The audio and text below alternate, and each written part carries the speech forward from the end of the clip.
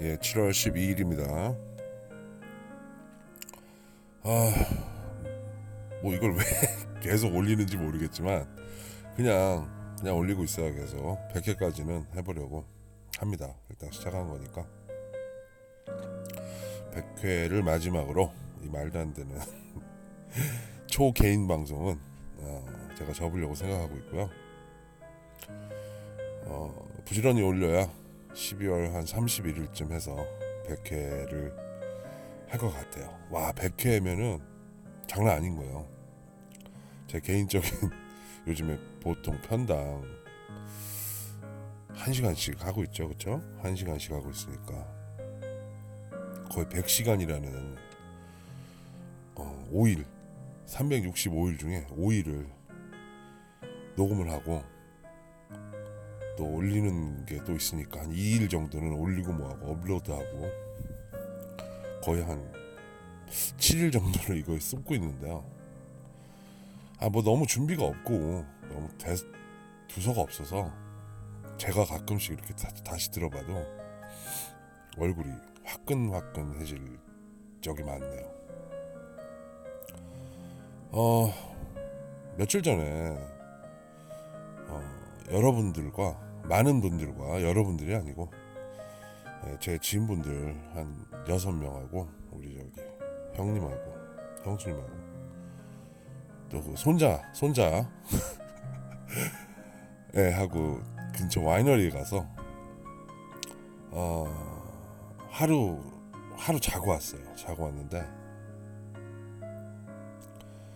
포도주를 하도 많이 먹어서 하도 많이 마셔서 자꾸 발음이 새네요. 지금 포도만 봐도 끔찍합니다. 아니 와 진짜 내일 세상이 망할 것처럼 사람들이 술을 먹더라고요. 대단하신 분들이에요. 정말 대단하십니다. 우리 저기 정수 형님하고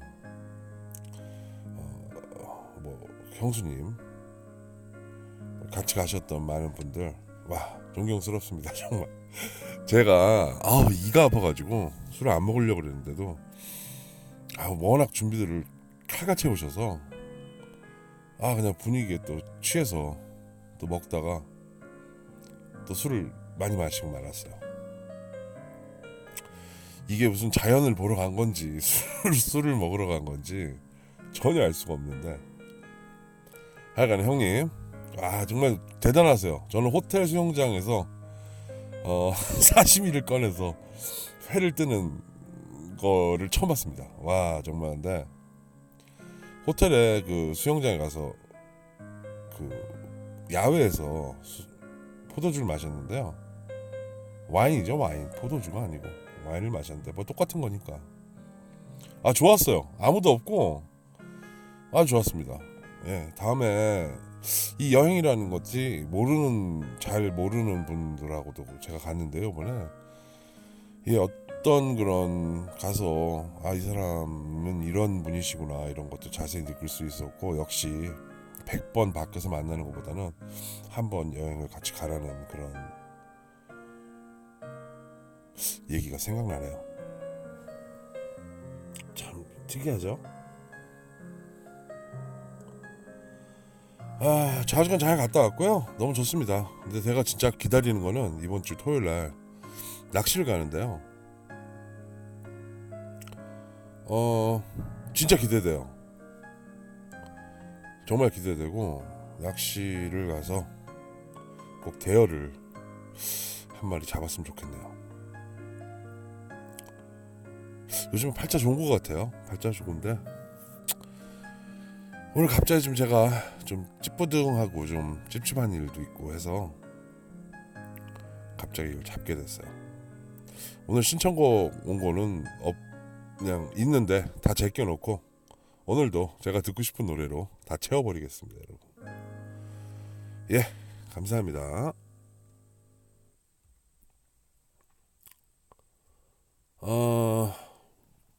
오늘은 주제를 하나 잡고 얘기를 하려고 그래요.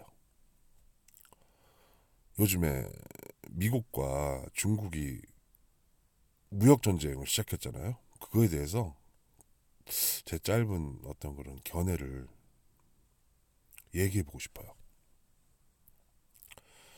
뭐 미국하고 중국하고 싸우는데 나랑 무슨 상관이냐 하시는 분들 많겠지만 아니에요, 여러분. 진짜 이거는 엄청나게 전 세계 사람들의 삶을 바꿔놓을 수 있는 그런 어떤 정말 큰 이슈예요. 큰 이슈. 옛날에 80년도에 미국하고 그때 당시엔 러시아가 아니고 소련이었죠. 소련하고 이제 냉전이라고 그래서 군사적인 어떤 그런 적대 관계가 있었는데요. 이게 그 당시에는 군사적인 어떤 적대 관계였지만 지금은 경제적으로 냉전이라고 그러잖아요. 미국하고 중국하고 붙었어요. 일명 G2라고 전 세계에서 제일 땅덩어리 넓고 돈 많은 두 놈이 붙었는데 볼만해요. 볼만합니다, 여러분. 일단은 뭐 지난 얘기를 먼저 해야겠죠. 그렇죠? 제가 알기로 제가 뭐 숫자나 이런 거는 약하지만 그래도 대충 팩트는 어느 정도 알고 있는데요. 아마 미국하고 중국하고 처음 수교한 게 60 몇 년도일 거야. 아마 70년도인가. 하여간 그때 사이인데 처음에 수교를 맺고서 92년도인가 93년도까지 중국이 엄청나게 피해를 봤어요. 미국한테 적자를 본 거죠. 그러니까 중국이 미국 물건을 더 많이 산 거예요.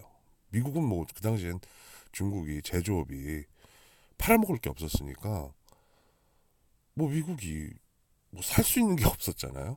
근데 이제 1992년 3년 전후로 중국이 이제 제조업 강국으로 부상하면서 미국뿐 아니고 전 세계의 그런 어떤 공산품의 아버지가 됐죠. 중국이. 그렇죠? 우리 집에서 웬만한 물건 한 두세 개에 하나는 중국산이라고 보시면 되는데요. 그거는 뭐 어디 한국에 살건 아프리카에 살건 어디 전 세계 어디 있어도 중국 메이드 인 차이나를 벗어나기가 쉽지가 않아요. 그래서 93년도까지 미국이 엄청나게 흑자를 보다가 93년도부터 중국이 역전을 했어요. 그래서 93년도부터 지금까지 2018년이면 거의 20 한 5, 6년을 중국이 계속 흑자를 봤어요. 참고로 2017년도에 중국이 이제 이거저거 제하고 100원을 벌었다 치면은 전 세계에서, 왜냐면 중국은 전 세계 사람들을 상대로 장사를 하니까. 제가 중국에 있어 봐서 아는데요.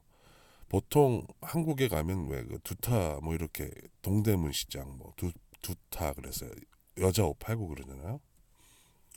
그래봐야 거의 다 내수를 많이 해요. 하지만 중국 그 시장에 가면은 거의 전 세계 사람들을 만날 수 있습니다. 그 예를 들어서 중국의 그 두타 같은 몰에 가면은 여자 옷이나 뭐 이런 곳이 엄청 많은데요. 여자 옷뿐만이 아니고 뭐 엄청 뭐 자파부터 시작해서 거의 전 세계에서 물건을 중국에 사러 온 그 상인들을 정말 많이 볼 수 있어요. 아프리카에서도 엄청 오고요. 그래서 중국이 엄청나게 팔아먹었죠. 전 세계에. 그렇죠?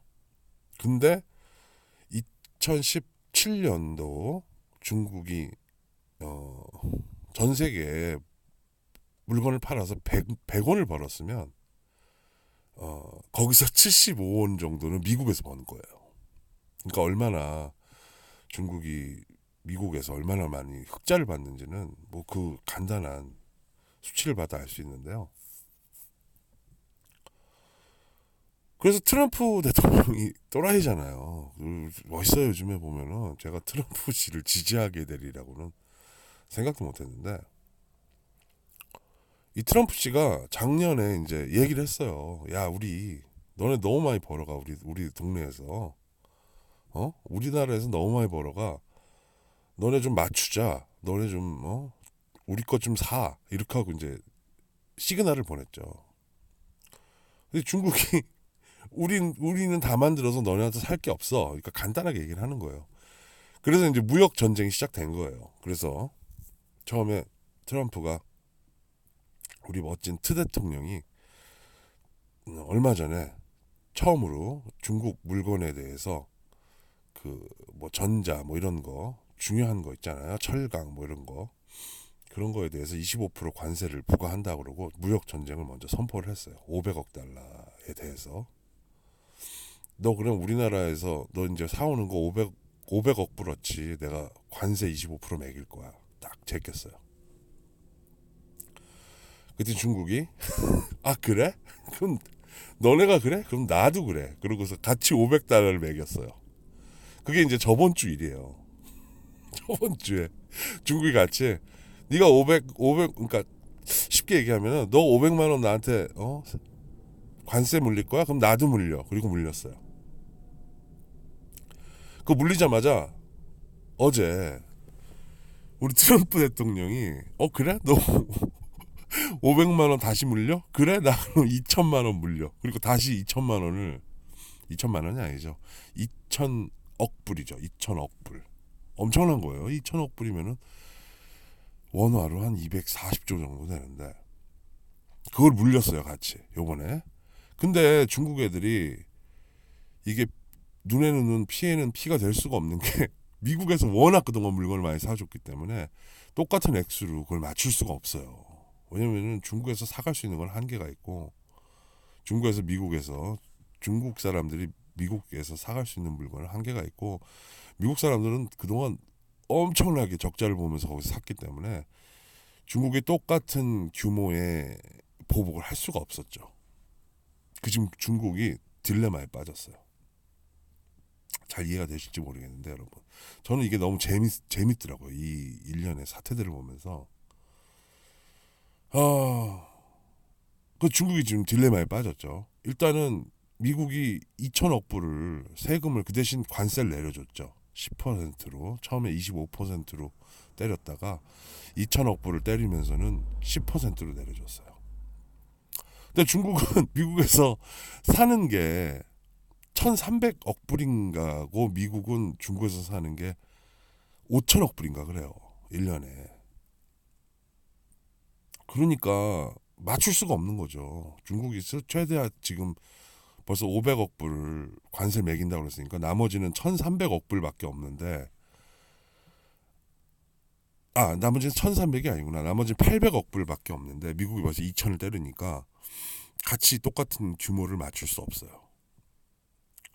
그래서 이제 제소를 했죠. 후에다가 제소를 했죠. 공정 뭐 그런 거요. 웃긴 놈들이에요. 옛날에 한국에 그 왜 한국이 원하지 않았지만 그 미국의 어떤 그런 거와 그 당시에 정부의 결정, 박근혜 대통령의 결정이죠. 그리고 그걸 실제로 실행을 한 거는 정권 바뀌고 나자마자 그때 당시에 국무총리였던 황교안 씨가 그거를 밀어붙였죠. 한국이 그때 사드를 배치했을 때 중국 애들이 난리를 쳤죠. 그래갖고 막 태극기를 그 시장에서 찢어버리고 한국 물건 안 사기 운동 막 이런 거 했었어요. 근데 미국한테는 그럴 수가 없죠. 미국은 저는 미국의 신봉자는 아닌데요. 일단은 경제 규모만큼은 인정을 해줘야 돼요. 이 세상에서 제가 많이 돌아다녀 봤지만 미국이 물건이 거의 제일 싸죠. 어떤 그런 서비스, 의료나 어떤 그런 부분, 보험, 뭐 이런 것 외에는 그냥 실질적으로 어떤 사물이나 어떤 물건, 공산품, 먹는 것 이런 거를 전체적으로 봤을 때 미국이 전 세계에서 물건값이 제일 쌉니다, 여러분. 이건 아주 간단한 건데요. 그만큼 사람들이 돈을 많이 쓸 수 있는 거예요. 그리고 그 미국의 일반적 그런 소비 형태가 그냥 다 소비를 버는 돈을 다 소비를 할 수밖에 없는 그런 어떤 구조가 많아요. 일반 사람들이 일단은 한국도 많이 그 추세를 쫓아오지만 반전세, 뭐 월세 이런 것들은 미국에서부터 오래 미국은 그리고 전세가 없잖아요. 미국은 다 월세 아니면 자기 집인데 자기 집도 솔직히 은행 융자를 끼고 하기 때문에 거의 이거 100% 우리 집이야 하는 집들은 거의 보기 힘들어요. 미국 사람들이 워낙 이 소비가 세기 때문에 하나를 팔아서는 안 되니까 구매량도 많고 하니까 뭐든지 많이 많이 사죠. 만들고 미국 사람들이 수입을 하거나 뭘 살 때는 엄청나게 삽니다. 그만큼 쓰레기도 제일 많이 만드는 나라죠, 미국은. 한국에서 그런 어떤 분리수거나 이런 거에 익숙해졌던 분들이 미국 가서 보시고 제일 좋아하시면서도 부러워하시면서도 이건 좀 아닌데라고 생각하는 거에 분리수거인데요. 분리수거가 많이 정착이 되긴 하지만 아직도 멀었어요, 미국은. 그만큼 소비가 많고 그만큼 낭비도 심한 나라예요. 일례로 제 친구가 10여 년 전에 여길 놀러 왔다가 저랑 어디 멀리 여행을 같이 가서 그 돌아오는 길에 그 고속도로라고 그러죠. 보통 고속도로에서 엄청나게 차가 막히는 그런 고속도로였는데요. 그 카풀이라고 그러잖아요. 보통 한국 같은 경우는 저기 뭐 8인승 이상의 봉고차나 버스만 다닐 수 있는데 미국은 심한 데는 2명, 조금 빡빡한 데는 3명이에요. 2명이나 3명만 타면 그 도로를 탈 수 있고, 그때 제 친구가 그걸 보고 놀랐던 게 한 30분 정도를 그 카풀 레인으로 달리는데 거기는 빵빵 지나가는데 그 옆에 있는 차들은 엄청나게 밀렸었어요. 자그마치 그 차선이 왕복 10차선인데 그러니까 얼마나 미국 사람들이 이 석유를 낭비하는지는 뭐 유명하죠. 그거 보고 본 사람들만 알아요. 그거는 그만큼 큰 차들도 많이 타고 다니고 혼자 차 타고 다니는 사람들이 너무 많아서 그 카풀이라는 거를 2명으로 할 수 있는 나라가 미국이에요. 이 미국 사람들이 너무 돈을 많이 쓰고 하다 보니까 중국 물건도 너무 사잖아요. 그래서 이제 적자가 되기 시작하고 어떤 그런 공룡 기업들이 인건비를 줄이고자 자꾸 중국에서 여기서 미국에서 만들 수 있는 것도 중국 가서 만들고 그것도 버거우면 그냥 중국에서 사다가 하청줘서 OEM 시스템으로 그냥 만들어서 갖고 오니까 지난 25, 6년 동안에 그 대중 무역 적자가 엄청나게 발생을 했죠. 그래서 이제 트럼프 대통령이 칼을 뽑아 들은 거예요. 우리 한번 해보자. 그러고 이 배경에는 많은 것들이 있어요. 지금 제일 먼저 뭐 많은 분들이 실제로 체감을 하실 수 없는 분들도 많겠지만 일단은 경기 지표상으로 봐서는 지금 미국은 굉장히 호황기고 실업률이 엄청 낮습니다. 지금 10명 중에 거의 8명, 9명이 일을 하고 있고 지표상이죠. 물론 안 집히는 수치상 안 잡히는 그런 사람들도 많겠지만 일단 수치상으로는 그렇게 다들 일을 하고 있는 것처럼 잡히고 있어요. 일단 많은 실업률이 낮아진다는 거는 사람들이 돈을 많이 번다는 얘기죠. 여기저기서 경제 인구가 왕성하게 활동을 한다는 얘기고 그 말을 연결하면은 구매력도 굉장히 많다고 보시면 됩니다. 미국은 전 세계에서 유일하게 많은 걸 갖고 있는 나라예요. 그렇죠, 여러분? 일단 땅 넓죠. 식량 자급자족이 거의 가능한 나라입니다. 자기가 만든 재배한 곡물을 자국민이 다 먹을 수 있을 정도의 땅이 넓어요. 그만큼 또 재배를 하고 있고 요즘에 또 무서운 게 석유죠. 미국이 석유를 이게 진짜 여기서부터 무서운 거예요. 미국이 한 10여 년 전부터 저기 땅 밑에 완전 안반층이라고 그러죠. 아주 딱딱한 지층에 있는 고여 있는 석유가 아니고 돌 속에 안반 속에 스며들어 있는 석유를 뽑아내는 기술을 찾아냈어요. 그래서 지난 10여 년 동안 계속 발전시켜서 지금 뽑고 있는 석유가 그 유명한 미국의 셰어가스라고, 셰어 오일이라고, 안반 속에 뜨거운 물을 연사적으로 주입을 해갖고 그 안반 속에 있는, 일단은 안반에다가 몇백 미터, 몇천 미터 있는 그 땅을 뚫고 내려가서 그 단단한 지층을 한번 폭발을 시켜요. 그러면 거기 균열이 가겠죠, 여러분. 그럼 거기다가 뜨거운 물을 계속 집어넣는 거예요. 그럼 그 안반 속에 여기저기 스며들어 있던 그 석유들, 원전이라고 그러죠. 그런 석유 원액들이 그 뜨거운 물 위에 씻겨 나가면서 같이 빨려 올라오는 거예요. 그래서 그걸 끌어오면서 그 물과 석유를 나누는 작업을 해서 미국은 석유를 채취하는 방법을 개발해냈어요. 그래서 이 셰어 오일이라는 게 굉장히 이게 지금 중요한 건데요. 이게 전 세계의 어떤 그런 틀을 바꿔놨죠. 미국이 그 전에 이 셰어 오일을 추출하는 방법을 개발하기 전에도 알래스카를 왜 러시아에서 샀잖아요. 러시아에서, 제가 정확한 기억은 안 나는데 그 알래스카를 사서 나중에 보니까 엄청난 석유가 있었잖아요. 그래서 그거를 판 러시아가 땅을 치고 후회를 했다 그러는데, 그런데도 그거를 개발 안 하고 그냥 냅뒀잖아요. 미국은 몇백 년, 몇십 년 뒤를 보고 추출을 해야 된다. 그래서 그걸 다 내버려둔 상황인데, 지금 이 쉐어 오일을 끌어올리면서 미국은 자국민이 소비할 수 있는 석유의 양의 앞으로 300년에서 450년 정도의 석유를 확보를 했습니다, 여러분. 이건 다 검증이 된 얘기고요. 제가 지어낸 얘기가 아닙니다. 오늘 자꾸 얘기하다 보니까 노래는 많이 못 들 것 같은데,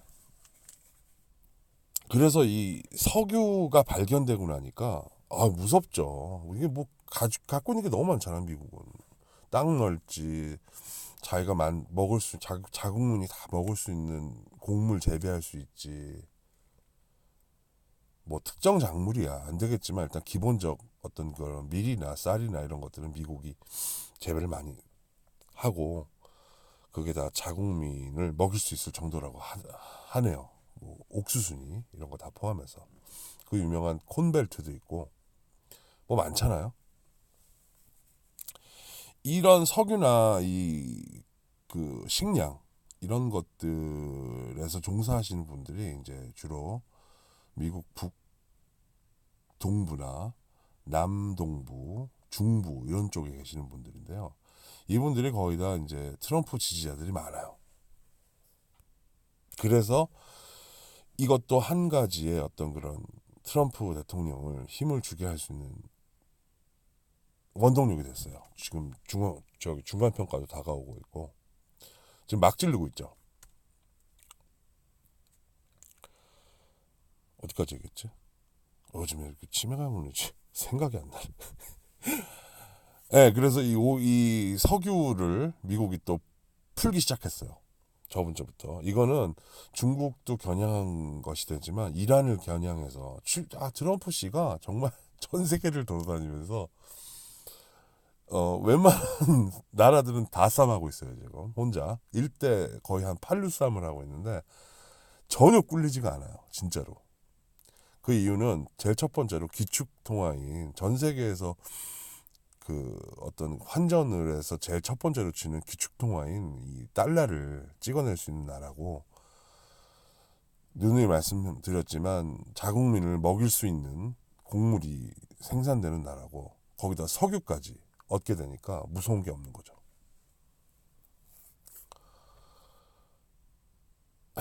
일단 여기까지만 하죠. 노래 하나 듣고 하죠. 제가 노래를 하나 듣고 싶어서 넣었는데 이 노래 한번 들어봅시다. MC 더 맥스가 부릅니다. 사랑에 만나요.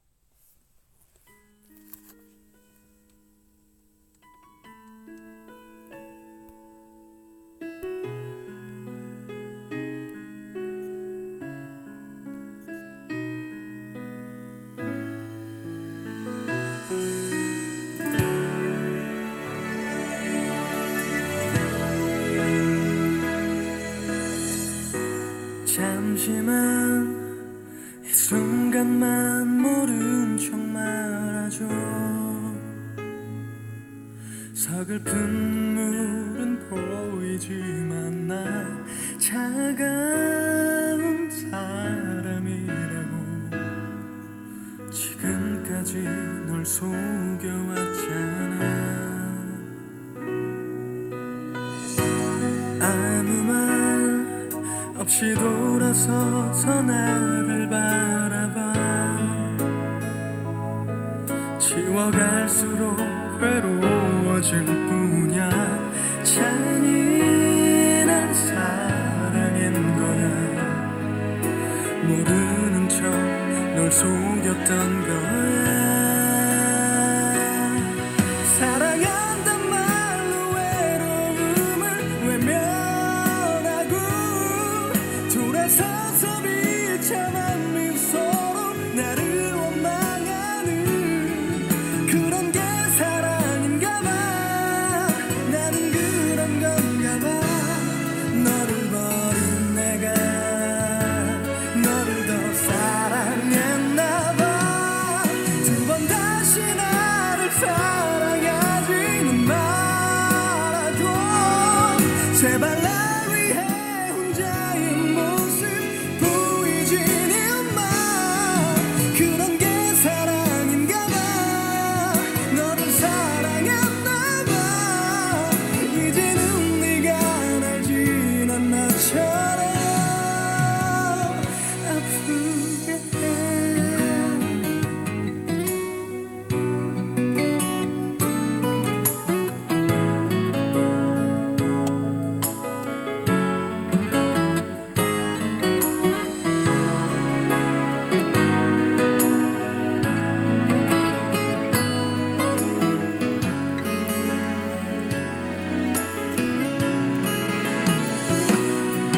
두 번 다시 나를 사랑하지는 말아줘.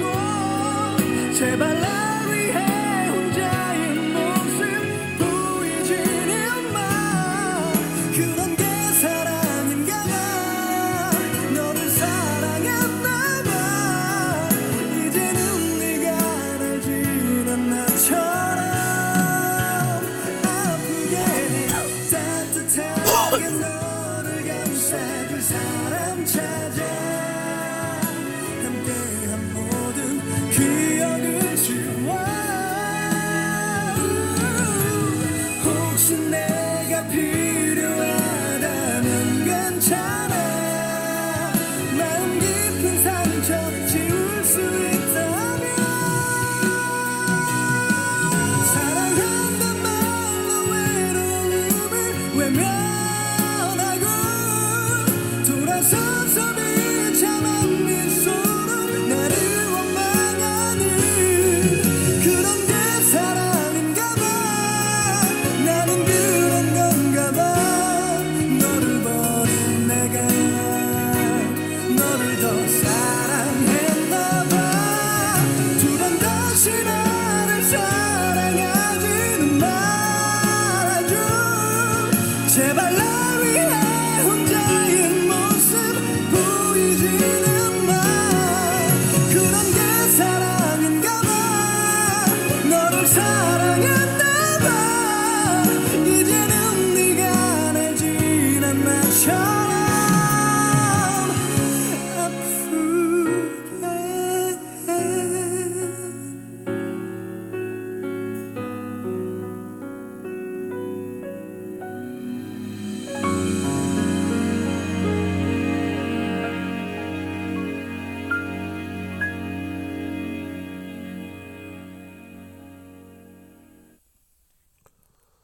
아, 노래 좋네요. 아, 저는 MC 더 맥스 너무 좋아해요. 진짜 너무 좋아하는데 뭐 심심하면 그냥 틀어놓고 듣는데 뭐 MC 더 맥스 노래는 너무 좋아서 감사합니다, 이수씨. 어디까지 얘기했죠? 또 생각이 안 나. 단기 치매라 요즘에. 아, 제가 요즘에 산만해가지고 자꾸 트러블이 생겨요. 아, 이게 집중이 안 되고 또 이게 아는 사람들이 너무 많다 보니까 그것도 가만히 있는 성격이 못 되고 그래가지고 자꾸 오늘도 딴짓거리 해가지고 오늘 혼났는데 지금 반성하고 있습니다. 반성하고 있습니다. 근데 잘 안 돼요. 노력을 해보겠습니다. 그래요. 이 트럼프 씨가 어마어마한 일을 지금 벌이고 있죠. 그렇죠? 너무 막 나가니까 어저께 오늘이죠. 오늘 어저께죠. 어저께 의회에서 상원에서 미국 상원에서 그 제동을 걸려고 이제 표결을 했는데 그 트럼프 씨가 속해 있는 공화당에서 많은 상원 의원들이 반대표를 던졌어요. 하지만 이거를 이제 모션이라고 그러는데 모션이라는 말은 그 뜻 그대로 그냥 모션만 취한 거예요. 그냥 행동만 취한 거지 어떤 그런 법적인 제재나 이런 건 없는 거예요. 하지만 일단은 트럼프 씨한테 공화당 의원들이 우리는 중국과의 무역 전쟁을 반대합니다. 그리고 일단은 의견 표시를 했어요. 하지만 이게 어떤 그런 법적 제약이 없이 그냥 모션만 취한 거라 트럼프 씨가 일단 2달의 유예를 두고 이걸 발표를 했는데 진짜 이 2달 안에 이게 해결이 안 되고 실제로 무역 보복으로 가는 순간 혼란에 빠질 수 있습니다. 정말 여러분들.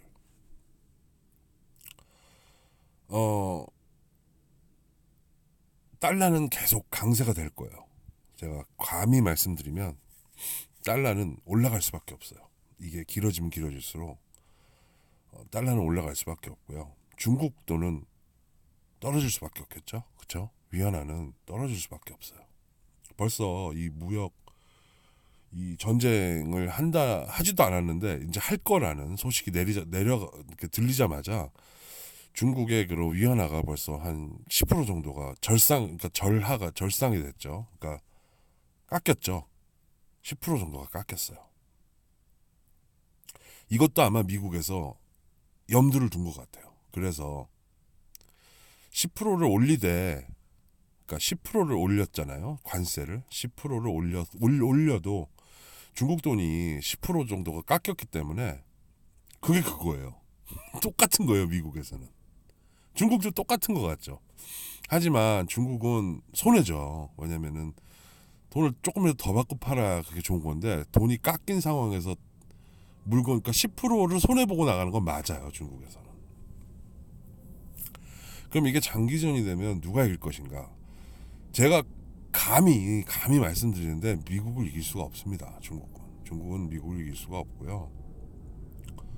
일단 미국은 내수 시장이 일단 GDP도 그렇지만 국민 그 연소득도 그렇지만 GDP가 무시 못하잖아요. 미국이 전 세계에서 그래도 뭐 유럽 정도는 아니더라도 그래도 일반적으로 이 GDP가 센 나라인데 이 평균적으로 GDP가 이렇게 센 나라에서 내수 시장 충분히 돌아갑니다, 여러분.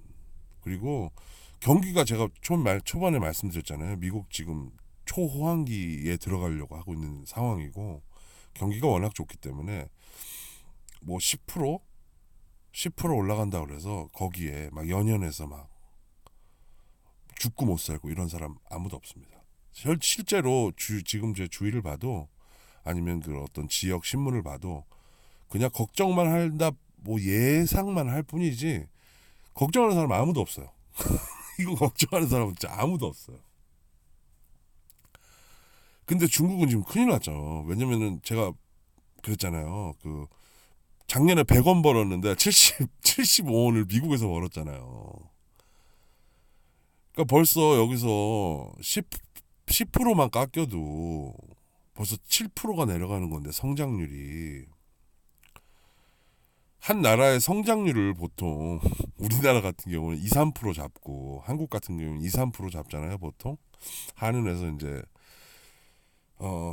어떤 그런 경기 지표를 발표할 때 한 2, 3% 잡습니다. 많이 봐야 한 4% 잡고 그래서 왜 747이니 뭐 474니 이런 거 많이 했었잖아요. 옛날에 뭐 4% 경제 성장률에 무슨 뭐 4만 불 시대 뭐 이거 좋아하잖아요. 우리 그 보수 여러분들. 숫자로 딱 정해놓고 지키지도 못할 그런 거 막 하는 거. 이게 야 진짜 저는 너무 이게 기대돼요. 어떻게 될지. 거기다가 미국이 사우디에다가 얘기를 했어요. 야, 너네 석유 생산량 올려. 그러고 나서 제가 아까 말씀드렸던 미국의 그 셰어 가스, 셰어 오일을 올리기 시작했어요. 풀기 시작했어요. 이번 해부터 생산량을 엄청 늘렸어요. 이 말은 뭐냐면 석유 의존도가 높은 나라잖아요. 중국이 물론 석유가 나긴 하지만 그래도 의존도가 엄청나게 높은 나라입니다. 석유를 많이 풀면 석유값이 내려가면 중국이 좋을 것 같죠. 그렇지 않아요, 여러분. 그렇지 않고 석유값이 내려가면 중국은 석유 소비를 거의 그 제품 생산에다가 많이 투자하는 나라이기 때문에 물건값이 더 싸집니다. 물건값이 더 싸져요. 물건값이 더 싸진다는 얘기는 이익이 많이 날 것 같죠, 그러면은? 근데 그렇지 않아요, 현실은 그렇지 않고 물건값이 더 내려가는 거죠, 실제로. 그리고 미국이 이 석유를 푸는 이유 중에 또 하나는 이란을 제재하기 위해서요. 이란이 엄청난 석유 생산국인데 그 텍사스 중진류라고 그러죠, 보통. 이제 미국에서 생산되는 거를 텍사스 중진류라고 하고 두바이 쪽에서 나오는 석유들을 이제 두바이유라고 하는데 두바이유에는 두 가지가 있어요. 사우디에서 그게 한 대륙에 속해 있기 때문에 다 두바이 쪽으로 해서 이제 그 선물 시장이 거기 형성돼 있기 때문에 그쪽으로 해서 나옵니다. 거기에 이란도 들어가 있는데요. 이란은 오페크에 들어가 있죠. 이 석유 값을 풀기 시작하면 중국이 장기전으로 가면 쉽지가 않아요. 버틸 수가 없고 유일하게 미국이 중국한테 흑자를 보는 부분이 서비스업이잖아요, 여러분. 여기에는 유학생도 될 수 있고 어떤 그런 이민자 아니면 관광객 뭐 이런 것들도 포함되는데 왜 중국에서 제일 뭐 경제 이런 거 시작하면은 제일 먼저 시작하는 게 그거잖아요. 일명 그 유커라고 그러는 중국 관광객들한테 그 지금 경제적으로 문제가 있는 나라한테는 가지 말라고 이렇게 뒤로 이렇게 힘을 쓰잖아요. 뭐 예를 들어서 사드 때문에 한국에 뭐 관계가 안 좋다 그러면은 일단 중국 사람들이 안 오잖아요. 중국 정부에서 그 관광 업체나 이런 데를 뒤로 법으로 짜가지고 한국으로 그 중국 관광객들을 안 보내잖아요. 그럼 우리 신문에 나잖아요. 한국에서 뭐 명동에 유커가 사라졌느니 무슨 뭐 어쩌고저쩌고 뭐 영세업자들 다 죽었다 뭐 이런 거 나오잖아요. 저는 솔직히 그거에 대해서 그렇게 모르겠어요. 제가 이거는 틀릴 수도 있는데요. 제가 본 유커들은 그렇게 서민한테 돈을 쓰는 사람들이 아니에요, 여러분. 그 유커들은 제가 봤던 유커들은 물론 뭐 어설픈 유커들도 많겠지만 정말 중국에서 밖에 나와서 돈을 시원하게 쓸 수 있는 유커들은 중국 안에서도 정말 부자들이기 때문에 그 일예로 어떤 그런 아울렛이나 이런 데 가서 명품샵에 가면 중국 애들이 판을 치죠. 중국 애들이 샤넬백을 막 3-4개씩 들고 다니고 막 이래요. 그 말은 중국 애들이 사는 물건은 고가품에 거의 한정돼 있다고 보시면 됩니다, 여러분. 그래서 서민 경제랑은 별로 소용이 없어요, 솔직히. 무슨 중국 애들이 와서 물건 안 산다고 그래서 우리가 힘들어? 그렇게 보는 사람 별로 없어요. 저는 그렇게 안 봐요. 왜냐면 걔네가 샤넬백 사간다고 그래서 그 돈이 샤넬로 가지. 샤넬이 본사가 프랑스에 있는 건데 물론 미국 그 샤넬 어떤 그런 그 법인에서 돈을 벌겠지만 그래도 그 돈의 대부분은 걔네들이 좋아하는 그 명품들은 다 외국, 프랑스, 뭐 독일 이런 쪽에 있는 거잖아요. 그러니까 전혀 일반 서민들한테는 지장을 주지 못합니다, 여러분. 두 번째, 중국 유학생들 뭐 와서 돈 쓰고 많이 쓰죠. 제가 있는 곳이 또 샌프란시스코라 중국 사람들이 많고 차이나타운이 또 형성돼 있는데 중국에도 돈 많이 써요. 인정합니다. 인정하는데 집이나 어떤 이런 큰 것에 돈을 많이 쓰지 차나 자잘한 거에 돈 쓰지 않아요. 중국 애들은. 제가 본 바로는 그래요. 그리고 중국 애들이 전 좀 나가줬으면 좋겠어요. 미국에서.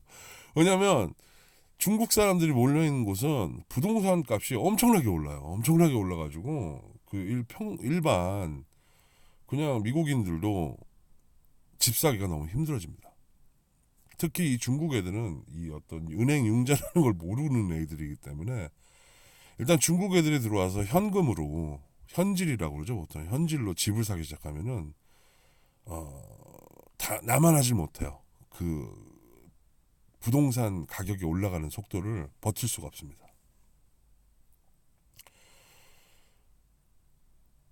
그 부촌이라고 그러죠. 어느 나라나 어느 도시에 가든지 어떤 그런 부촌이라는 거는 형성이 돼 있는데요. 그 부촌에서 제가 아는 많은 부촌들이 있는데 미국에 중국 사람 들어오는 거를 극도로 경계해요. 특히 미국 백인들이 많은 부촌에서는 중국 사람들을 이게 슬픈 얘기지만 같은 아시안으로서 되게 슬픈 얘기지만 중국 사람들이 들어오는 것, 그 다음에 한국 사람이 들어오는 거를 그렇게 반가워하지 않아요. 이유는 한 사람이 들어와서 여기 괜찮아 그러면 떼거지로 갑니다. 거기 떼거지로 가서 집을 사고 막 난리를 치고 특히 학군이 좋다 그러면은 학군 좋은 미국 어느 도시를 가더라도 학군 좋은 도시를 가면 한국 사람, 중국 사람은 그 도시의 반 이상을 차지하고 있습니다, 여러분. 그래서 결론은 중국 애들이 돈을 많이 쓰긴 하지만 어떤 그런 유커나 이런 거를 제재한다고 그래서 그렇게 타격이 올 것 같지는 않아요. 제가 보기엔. 그럼 뭐 미국 사람들 중국 많이 가죠. 하지만 미국 사람들 많이 가도 그게 물가 차이가 워낙 많이 나기 때문에 한계가 있다고요. 그 다음에 뭐 또 보니까 중국에서 뭐 미국 채권을 팔아 제낀다 뭐 이런 얘기가 나오는데 야 무슨 노래 하나 들고 40분을 떠들었어 오늘 완전 말도 안 되는 소리를 40분을 떠들고 있는데 일단 시작한 거니까 전 이 얘기가 너무 하고 싶었어요, 여러분. 이게 너무 재밌어서 저는 오늘 이거를 보면서 이게 어떻게 될까 저는 제가 좀 점을 쳐보고 싶고 그러고 싶어요. 그래서 일단 잡았는데 한귀를 듣고 한귀를 흘리세요. 그냥 제가 이상한 얘기를 하는구나 하고 경제학자도 아니고 그냥 뭐 아무것도 아닌데 일반인인 제가 본 이 미국과 중국의 그 무역 싸움에 대해서 얘기를 하는 거니까 틀릴 확률이 높아요, 여러분. 그러니까 그냥 그냥 쉽게 이해하게 만들려고 좀 알아보자. 그래서 이제 한 취지예요, 이거는. 슬슬 졸리나 보다 자꾸 꼬이는데. 아까 보니까 중국에서 마지막 방법으로 미국의 채권을 판다고 이제 어떤 기사를 봤는데요. 미국이 채권을 굉장히 많이 발행했잖아요. 채권이 제일 많이 뿌린 나라 중에 하나인데 이유는 그 달러가 기축 통화이기 때문에 미국은 자기가 원하는 만큼 돈을 찍을 수 있어요. 한국은 달러가 없으면 여기저기서 수출해갖고 갖고 온 돈 뭐 이렇게 해갖고 모아놓고 외환 보유고 해갖고 달러를 갖고 있잖아요. 근데 미국은 모자라? 찍어. 그런 거 끝이에요. 야 돈 모자라? 찍으면 되지. 그래갖고 어느 정부건 힘들면 돈을 무지막지하게 찍었어요. 물론 그게 물가 상승하고 이런 것도 다 뭐 인플레이션이 스태그플레이션이죠. 요즘에는 인플레이션은 거의 없고 스태그플레이션인데 하여간에 미국은 돈을 찍어낼 수 있는 나라예요. 근데 이제 미국이 채권을 많이 발행을 했잖아요. 그래서 중국이 미국이 발행한 채권의 8%인가 9%를 갖고 있어요. 갖고 있는데 중국 애들이 이렇게 얘기를 하죠. 너네 자꾸 그래? 내가 너의 채권 최대 보유국인데 너는 자꾸 그러면 우리 채권 팔 거야. 이렇게 한다는 거 아니에요? 그 채권 못 팔아요, 여러분. 제가 감히 말씀드리는데 그 채권을 파는 순간 중국의 그 위안화는 바닥을 칩니다, 여러분. 바닥을. 만약에 혹시 중국 돈을 갖고 계신 우리 분은 없겠지만 혹시 정치자 중에 중국 돈을 갖고 있는데 중국이 미국 국채를 판다라는 소식을 들으면 당장 다 갖다 파세요, 빨리. 정말입니다, 여러분. 이유는 그 미국 채권은 중국 애들이 수입으로 갖고 오고 일단 수출로 벌어온 게 제일 많고요. 또 미국이 이렇게 빚 못 내면 너네 채권 가져가 이렇게 갖고 준 것도 많아요. 근데 그거를 마켓에서 내놓는다는 거는 근데 채권이라는 거는 여러분 기한이 있어요. 어음증서처럼 이거는 뭐 몇 월 며칠까지 이렇게 유효한다 뭐 이런 기한이 있는데 그 기한 안에 기한 전에 이거를 팔려고 그러면요 시세보다 낮게 팔아야 돼요. 그러면 중국은 내가 100원에 샀는데 이걸 팔려고 그러면 90원에 팔아야 되는 거예요. 그럼 90원에 이걸 내놓으면 사람들이 사가냐? 바로 사가죠. 바로 사가죠. 일단은 일본이 엄청나게 사고 있잖아요. 일본은 전 세계에 나오는 달러 채권은 다 사는 나라예요. 유럽도 그걸 기다리고 있겠고 당연하죠. 왜냐면은 100원짜리를 90원에 파는데 일단 사면 10원 버는 건데 나 같아도 사지. 다 사는 거죠, 이거는. 근데 또 다른 문제는 무엇이냐? 중국 정부가 이 채권을 파는 순간 왜 중국 돈이 값이 떨어지느냐면은 중국 애들을 뭘 믿어요, 사람들이. 믿을 수 없잖아요. 전 세계에서 어떤 그런 지적 재산권이나 어떤 그런 걸 제일 많이 훔쳐간 나라가 중국이고 중국 뭐 저도 지금 중국제 샤오미 전화기를 쓰고 있지만 샤오미가 나오자마자 망한 이유가 뭐예요? 전 세계로 중국에서 잘 나가서 무슨 뭐 좁쌀 혁명이니 뭐 막 난리가 났었잖아요. 몇 년 전까지. 샤오미가 뭐 정말 조만간 뭐 전 세계를 제패할 것처럼 막 샤오미, 화웨이, 뭐 GTE 뭐 이런 회사들이 막 나왔었는데 이 회사들이 글로벌 시장에 딱 진입하는 순간 이 지적 재산권을 하도 베껴 쓴 게 많아갖고 고소 고발 뭐 수도 없이 들어오는 거예요. 그러니까 이게 버틸 수가 없는 거예요. 국제 시장에서. 그래서 다시 회사들을 개조를 하고 있는 상황이고 이 말씀을 드린 이유는 중국에다 투자하는 회사들은 중국을 보고 투자하는 게 아니고요. 중국이 미국 국채를 많이 갖고 있기 때문에 그걸 보고 투자를 하는 거죠. 투자를 하는데 중국이 만약에 국채를 판다? 그러면은 위안화를 뭘 믿고 그걸 받아요. 못 받죠. 쟤네가 그래도 미국 돈을 좀 갖고 있으니까 그래 이 정도는 투자해도 되겠지. 저 어떻게 뭐 바꿔주겠지 하지만 미국 자본이 미국 국채가 중국 손에 없는 상황에서는 중국에서 발행한 돈을 믿을 수가 없는 거예요. 그래서 위안화 폭락이 이어질 것이고 달러는 계속 올라가겠죠. 달러가 계속 올라가고 세상이 불안해지겠죠. 그렇죠? 그럼 중국 부자들은 불안해질 거 아니에요, 여러분. 내가 갖고 있는 건 다 중국 돈인데 중국 돈이 내려갈 것 같아. 불안해. 부동산 회사들도 돈이 저렇게 버는 사람들이 줄어들면 부동산 경기도 죽을 것 같아. 집 사는 것도 불안해. 주식은 말할 것도 없고. 그럼 뭘 사야 돼요, 중국 사람들은? 여러분, 금을 사야 되겠죠. 금을 사겠죠, 그 사람들은. 제가 중국 사람, 제가 정말 돈이 많은 중국 사람이면 전 금을 살 것 같아요. 금을 사서 집안에 두는 게 제일 안전하죠. 세상이 불안할 때는 금을 삽니다, 사람들은.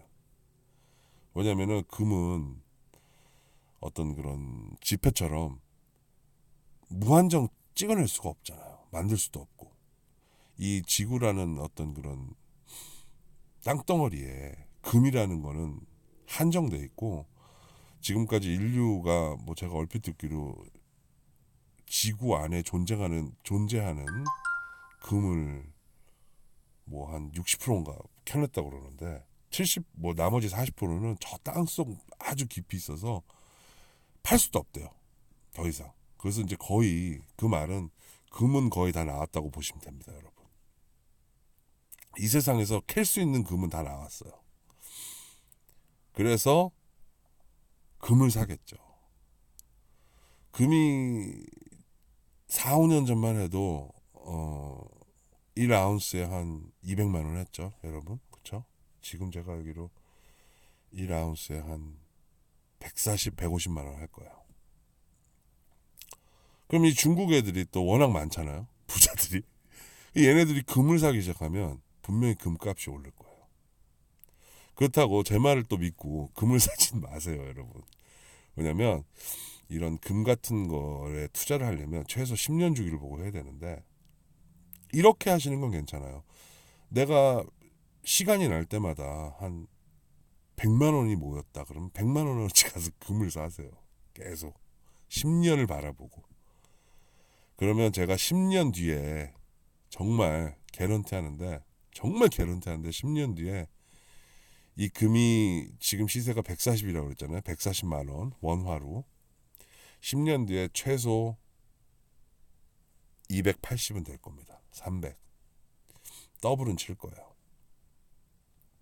그 안에 또 무슨 변수가 있을지 모르겠지만, 제가 감히 혼자 점을 쳐보면 이 금값은 10년을 바라보고 지금 현 시세에서 200%가 아니죠. 100%가 아니죠. 70%는 올라요. 70%는. 특히 중국이 한번 휘청하면 금값이 분명히 오를 겁니다. 이거 뭐 듣고서 금을 뭐 전 재산을 투자해서 샀는데 이게 나는 어쩌란 말이냐, 이런 말씀을 하지 말아주세요.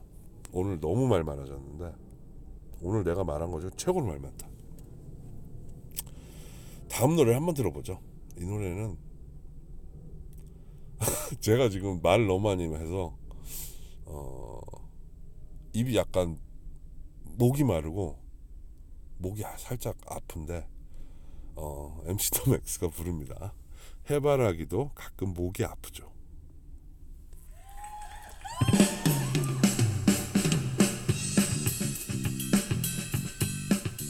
이건 라이브네요.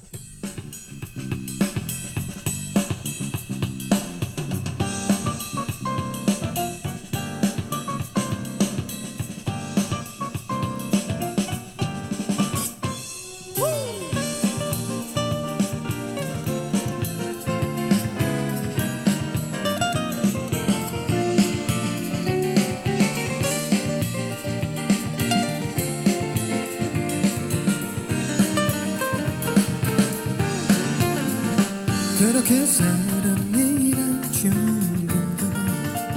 네 낯선 눈이 부셔 눈을 뗄 수 없어.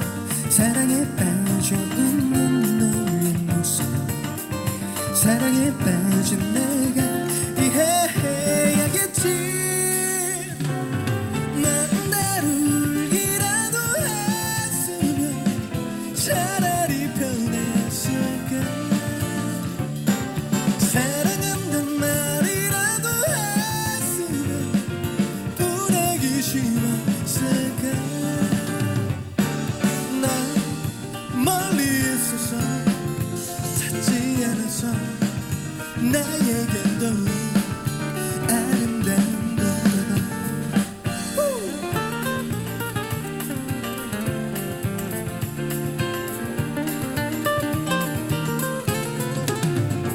돌아서 너를 보며 아직 기다려.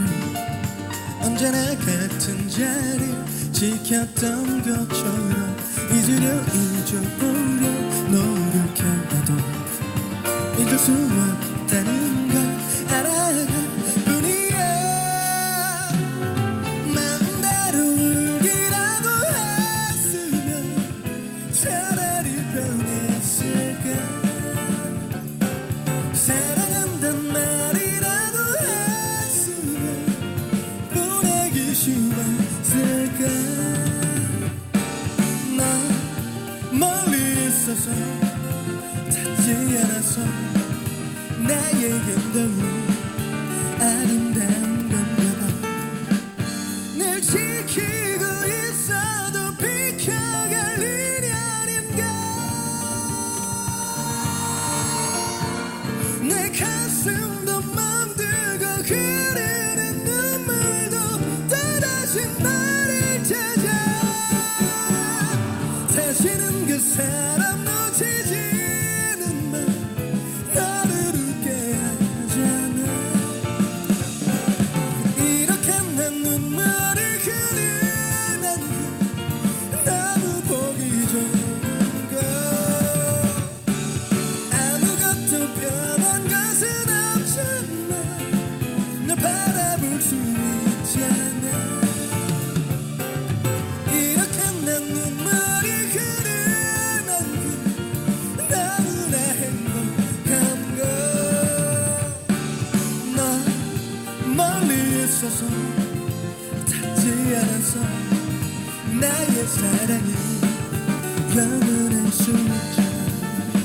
Thank you.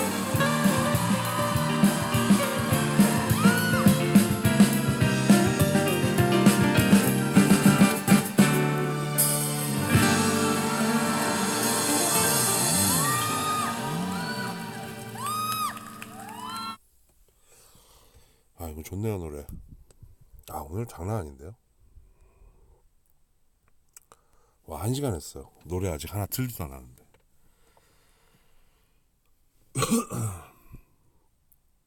이걸 또 왜 했는지. 아 오늘 제가 어떤 사안을 보면 이 미국과 중국이 전쟁한다고 그래서 내 삶이 바뀔 것 같지 않다는 생각을 옛날에 했었었는데 실제로 살다 보니까 그런 어떤 큰 이슈들이 제 삶을 침해하고 있더라고요. 그래서 그런 것들을 보기 시작했는데 이 세계에서 가장 큰 땅덩어리를 가진 두 나라가 이게 솔직히 그 군사적인 전쟁도 무섭지만 이 경제적으로 전쟁하는 거는 굉장히 무섭잖아요, 여러분. 그 일예로 80년도에 그 레이건 정부 시절에 그 미소 냉전 그래갖고 왜 그 전쟁을 해갖고 소련이죠 그때 그 소비에트 공화국 이게 완전히 무너졌잖아요. 미국이 2인자를 키우지 않는다라는 거는 전에 벌써 몇 번 증명을 했잖아요. 그쵸? 조금 크려고 그러면 일단 다 밟아버리잖아요. 그쵸? 여러분? 동의 못 하세요? 한국이 IMF가 온 것도 저는 미국의 힘이 많이 작용했다고 보는 사람 중에 하나인데요. 그 모든 시발점은 외환 보유고잖아요. 외환 보유고. 미국이 직간접적으로 그 외환 보유고에 관여한 그런 어떤 정황은 없지만 한국의 모든 경제 위기는 외환 보유고로부터 나왔어요. 그 김영삼 정부 시절에 어느 날 보니까 우리 한은에 야 달러가 없어. 우리 달러가 이거밖에 없네? 딱 이렇게 하는 순간 투자자들이 돈을 다 빼잖아요. 그게 완전 작전 세력한테 먹힌 건데. 그러니까 한국 돈을 믿지 않는 거죠. 전 세계 사람들이. 물론 전 세계 사람들이 작정을 하고 그렇게 한 건 아니지만 그 기업 사냥꾼들이 한국이 너무 많이 커지니까 한번 밟은 거예요. 한번 밟으면서 야 너네 미국식으로 따라와. 아니면 안 따라와? 그래 한번 밟자. 그리고 밟은 거예요. 지금 이 중국도 똑같은 상황인데요. 야 너네 나랑 무역하는데 너네 너무 지난 25년 동안 너무 흑자를 넘어왔어. 나한테 돈 너무 많이 가져갔어. 이제 좀 공정하게 하자. 딱 던졌더니 시진핑 우리 주석이 뭔 소리야. 우리 아직 하려면 더 클래 멀었는데 나 못해 그렇게. 그러니까 지금 미국이 밟으려고 준비를 하고 있어요. 근데 역시 미국은 기축통화에 기축통화 발행하는 나라이기 때문에 중국이 버틸 수가 없을 겁니다, 여러분. 제가 감히 말씀드린 건데 중국이 2달 안에 고개를 숙일 수밖에 없어요. 할 수 있는 게 없거든. 할 수 있는 게 없어요, 여러분. 일례로 극장에 간다고 치잖아요, 여러분. 미국 극장에 가면은 보통 뭐 한 7,000원대면 봐요. 물론 좋은 데 가면은 뭐 3D나 이런 데 가면 비싸게 보겠지만 제가 극장 안 간 지 너무 오래돼서 정확한 가격은 모르겠는데, 하지만 중국 가서 극장을 가면은 정확하게 미국의 3배를 주고 가야 돼요. 3배를. 그 말은 수요도 작고 수요가 작기 때문에 그래요. 그만큼 국민들 삶이 평준화되지 않았기 때문에 모든 게 비싼 거예요, 여러분. 그거는 한국도 마찬가지예요. 똑같은 일단 청바지로 예를 들자면 트루릴리전이라고 그러죠. 그 옛날에 한참 그 유행하던 뭐 세븐진이니 뭐 그런 바지들 있잖아요. 미국에서 사면은 그냥 뭐 한 6, 7만 원대 살 수 있는 거를 한국 가면 30만 원씩 줘야 돼요.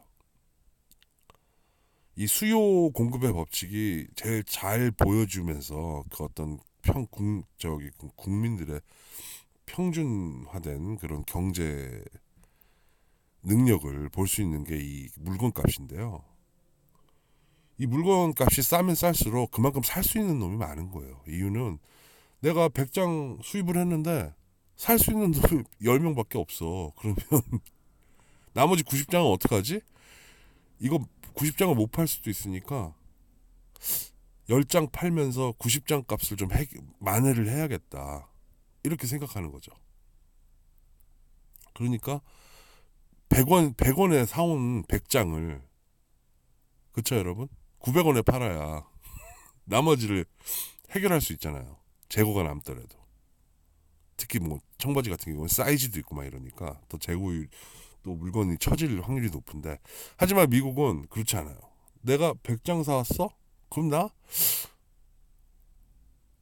이거 10원만 남아도 빨리 팔고 또 갖고 오지 뭐. 이렇게 생각하는 거죠, 사람들이.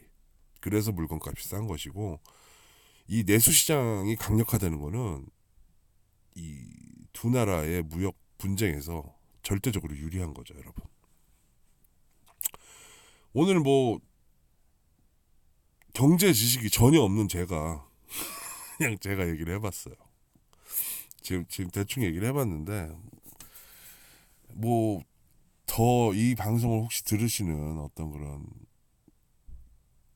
경제를 전문적으로 공부하신 분이나 이런 분이 보면 놀고 있네 저거 이렇게 이럴 수도 있겠는데, 저는 그 대신 제가 팩트만 나열을 해서 제가 얘기를 한 거기 때문에 뭐 제 주관적인 건 약간 가미된 거에 오류가 있다 해도 좀 봐주시기 바랍니다. 댓글에 뭐 댓글 쓰는 사람 없으니까 우리는. 그래서 이거 진짜 궁금해요. 저는 이거 진짜 어떻게 될지 흥미진진합니다, 여러분. 이 방송을 듣는 분이 전부 다 여자분들이라 전혀 관심이 없겠지만 그냥 한번 해봤어요. 오늘 이 얘기가 하고 싶더라고 갑자기. 그래서 했는데 적당히 좀 하고 줄여야 될 것 같아요. 이제 슬슬 밤도 너무 늦어지고. 오늘은 그냥 말도 안 되는 미국과 중국의 어떤 무역 전쟁에 대해서 제 개인적인 아주 개인적인 저렴한 얘기를 했어요. 제가 다음 편에는 이 얘기를 한번 해보고 싶네요. 제가 생각하는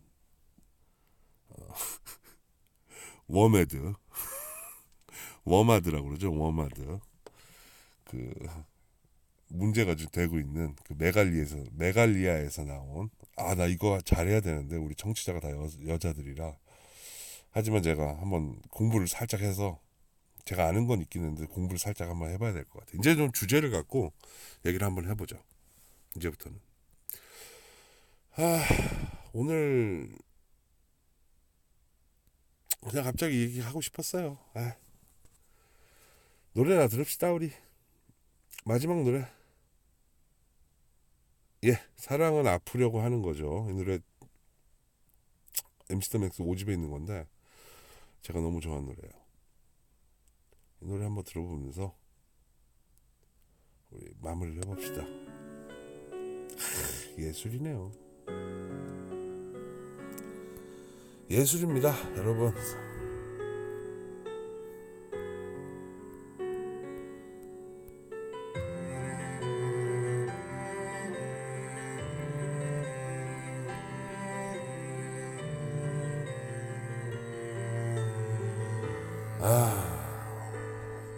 이 노래 왜 이렇게 가사 누가 썼는지.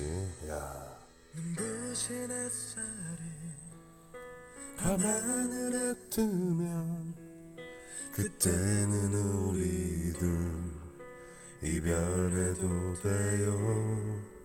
저 모든 별이 사라지면 잊을 수 있겠죠. 내 눈물이 모여 바다가 되는 날 그때는 내 마음 변할 수도 있죠. 한여름 날에 눈이 오면 보내줄 수 있죠. 사랑해 사랑해 사랑해 사랑해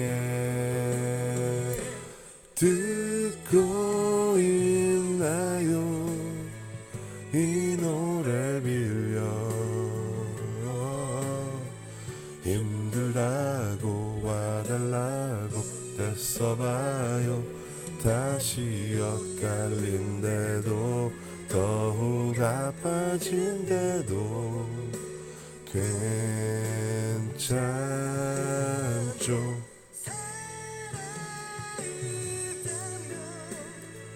아픈 거겠죠. 사랑이란 아프려고 하는 거죠. 여러분 사랑이란 아프려고 하는 거래요. 죽이네요. 제가 아는 많은 분들이 요즘에 사랑을 하시는 것 같은데 사랑은 아프려고 하는 거랍니다. 많이 아파도 많이 다쳐도 많이 실망해도 그래도 사랑하는 게 좋은 것 같아요. 그렇죠? 이게 어떻게 다 즐겁게만 살 수는 없잖아요, 여러분. 그래서 부럽습니다. 오늘 이 황당한 방송 청취해 주셔서 감사하고요. 역시 저는 제가 봐도 혼자 노는데 일가견이 있어요. 혼자 이걸 하고 있어. 1시간씩. 와, 대박이다. 하여간에 여러분 모두 좋은 하루 되시고요. 다음에는 제가 이제는 주제를 좀 갖고 올게요. 주제가 있어야 좀 이렇게 좀 수월하게 가는 것 같아요. 사랑합니다, 여러분. 좋은 하루 되시고요. 저녁에 드시는 분들 좋은 밤 되시고 모두 건강하세요. 다음번까지 안녕. 바이. 사는 법 나는 알지 못해서 하루 더 조금 더 오늘도 그댈 사랑할게요. 사랑하는 게 죄가 되나요? 내 마음만은 마음대로 안 되죠. 나 잘한 거라고 날 보낸 거라고 또 내가 나를 위로하고 미워하고 기다리고 울어요. 이 하늘 아래 변한 건 없죠. 태어나도 그대겠죠. 그댈 돌아서는 법 서 하루만 조금만